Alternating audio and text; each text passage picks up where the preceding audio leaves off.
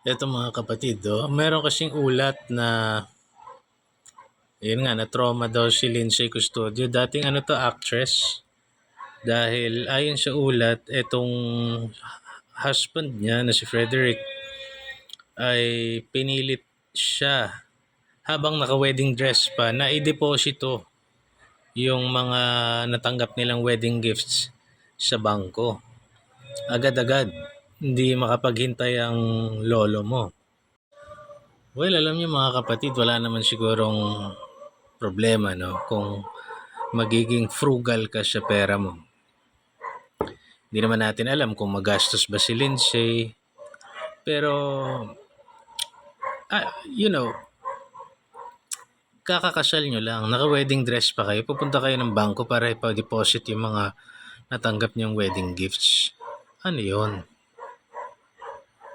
I mean, hindi ako manlalait hindi naman kami nagkakalayo ng itsura ni Sir, no? Pero sa itsura mong ganyan, I mean, aasta ka ng ganon. Dapat, yung itsura mong yan, dapat binibigay mo lahat. Well, hindi nga natin alam yung buong story. Kaya lang, ayon kasi sa story, no? Naka-wedding, pang-wedding pa kayo na damit, tapos nagmamadali kang i-deposito sa bangko. Isa pang tanong dyan, kaninong pangalan? I-deposito sa account mo? Mas pangit yun. Anong klaseng galawan yan? Anong klase? You know, eto kasi, hindi na nga maganda yung itsura. Tapos ganun pa yung asal. Parang, what's wrong with you? Ganito na lang po ha. Huwag na lang magpakasal kung ganyan lang din. Di ba? Huwag na lang magpakasal kung ganyan lang din. Kasi mag-aabot lang kayo sa hiwalayan. Sayang lang yung...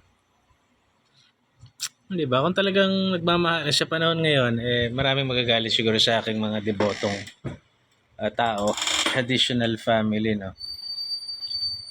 Pero ako, alam nyo sa nangyayari sa society natin ngayon, yung kasal ginagamit sa kasamaan Ginagamit para, makuha mo yung yaman ng asawa mo. Ginagamit para magsamantala, ginagamit para magkaroon ng reason, para hindi iwanan yung tao kuno, o nagagamit para magloko kasi mahirap, tali na sa akin to, so pwede na ako alam niyo yun, so kung ganyan lang din, hindi nyo kaya magmahalan ng totoo, at iba yung intention nyo sa isa't isa, huwag na kayo magpakasal. Sinisira nyo yung ano. Ako, ang frustration ko lang is, bakit naman minamadali mo, naka-wedding dress pa kayo, tapos pipilit mo ipa-deposito yung mga wedding gifts nyo sa bangko. Mukha naman kayo tanga nun. Ang mahirap pa nito, kung sa account mo gusto mo ipalagay. Si Chura, God bless.